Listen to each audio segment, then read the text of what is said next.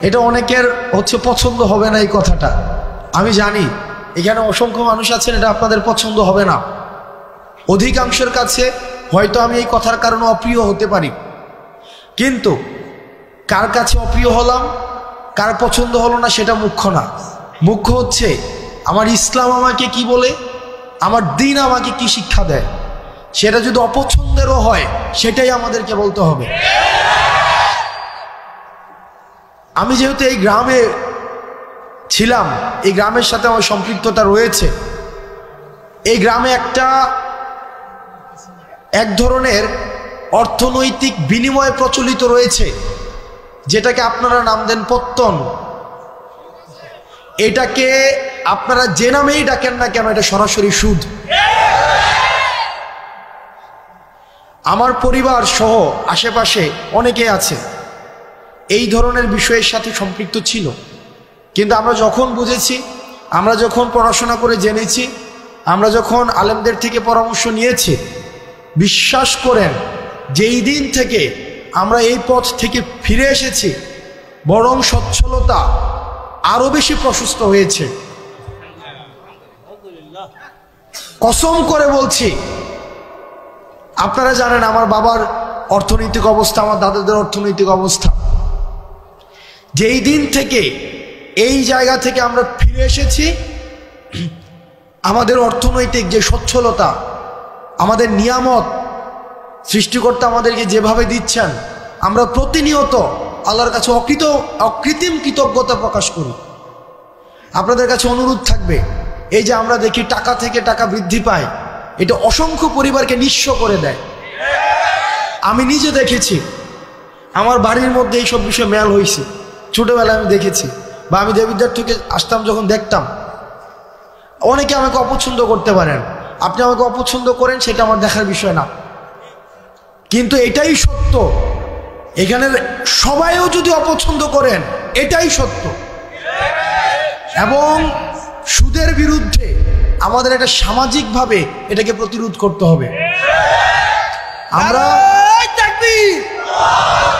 আল্লাহর আইন চাই, সুদ মুক্ত সমাজ চাই। আল্লাহর আইন চাই, সুদ মুক্ত সমাজ চাই। সুদ মুক্ত সমাজ চাই, আল্লাহর আইন চাই। আপনাদের কাছে অনুরোধ থাকবে, আপনারা সুদকে বন্ধ করে দেন, আমরা চেষ্টা করব।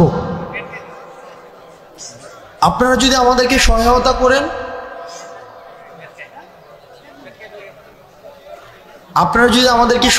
করেন, আমরা আমার জায়গা থেকে চেষ্টা করব সামাজিক যেই ঋণকে সহজলভ্য করা,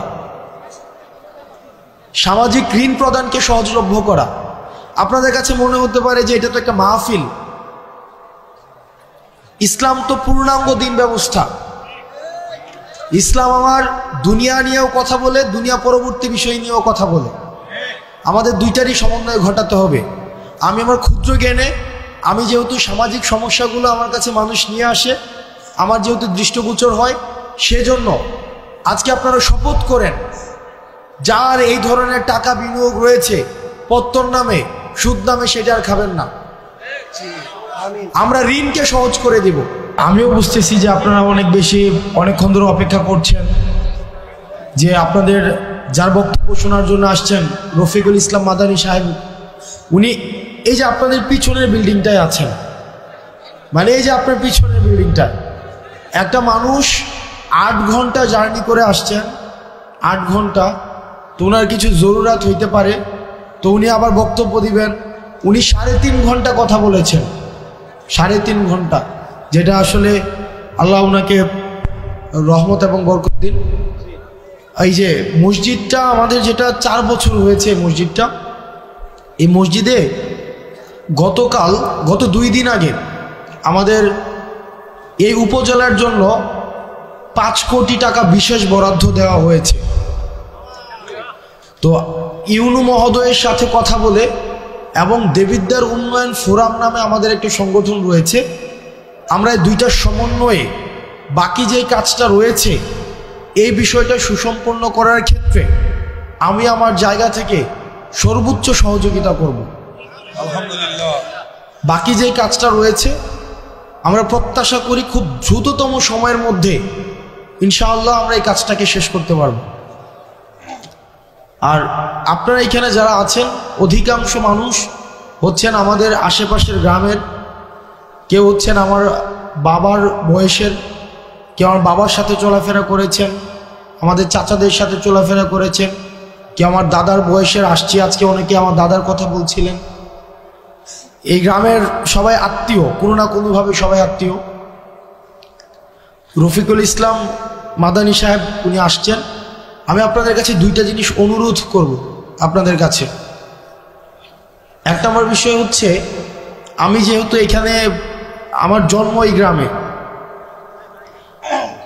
আমি এই গ্রামে মাঝে মাঝে, যদিও আমি দেবিদ্বারে বড় হয়েছি, ক্লাস 2তে আমি বাসায় দেবিদ্বারে চলে যাই, কিন্তু দুঃখজনক বিষয় একটা এই গ্রাম সম্পর্কে বা আশেপাশের গ্রাম সম্পর্কে, সেটা হচ্ছে যে আমরা পড়াশোনার ক্ষেত্রে আমরা এই গ্রামের মানুষ বা আশেপাশের কয়েকটা মানুষ অনেক বেশি পিছিয়ে আছি, অনেক বেশি। সেটা হতে পারে কয়েকটা কারণে। এক নম্বর কারণ হচ্ছে যে এই এলাকা থেকে বিদেশে যাওয়ার সহজলভ্যতাটা অনেক বেশি। এটা ইতিবাচক যে মানুষ কর্মসংস্থানের জন্য মধ্যপ্রাচ্যে যাচ্ছে। আমার বাবা গিয়েছেন, এবং এখানে যারা আছেন আমাদের এই যে আমরা অর্থনৈতিকভাবে তুলনামূলকভাবে অন্যান্য এলাকা থেকে আমরা স্বাবলম্বী, এটা ঠিক, কিন্তু শিক্ষার ক্ষেত্রে আমরা অনেক বেশি পিছিয়ে আছি।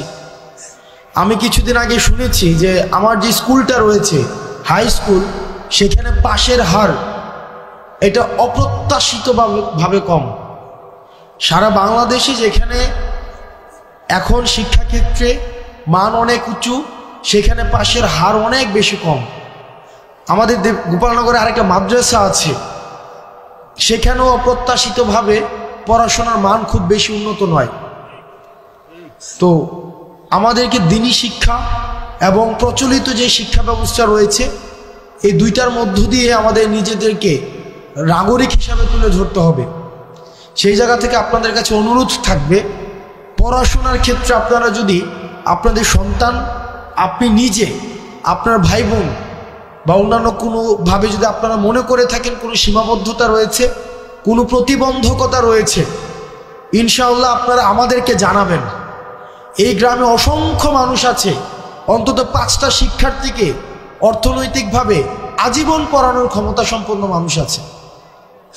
আমি অন্তত আপনারা আমাকে জানাবেন যে আমার ছেলেটা পড়তে চায়, আমার ভাতিজাটা পড়তে চায়, সে আমার বোনটা পড়তে চায়, আমার নাতিটা পড়তে চায়, কিন্তু আমরা অর্থনৈতিক সীমাবদ্ধতা বা পারিপার্শ্বিক সামাজিক প্রতিবন্ধকতার কারণে আমরা সেটা পারছি না। আপনারা আমাদেরকে জানাবেন, আমরা সেটার যথাযথভাবে, আমরা সমন্বিতভাবে, যারা আছেন এখানে, আমাদের সোহাগ কাকা আছেন, এখানে অসংখ্য মানুষ আছেন, এই নাম মেনশন করলে আমার অনেক, এটা লিস্ট হয়ে যাবে, আমি নাম মেনশন করতে চাচ্ছি না। আমরা সহায়তা করবো ইনশাআল্লাহুল আজিজ। কখনোই যেন মানে আপনাদের আর্থিক কারণে পড়াশোনা যেন না থেমে যায়।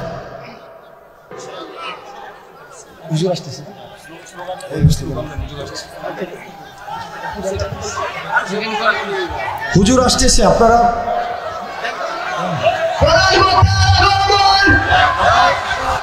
রফিকুল ইসলাম মাদানী সাহেবের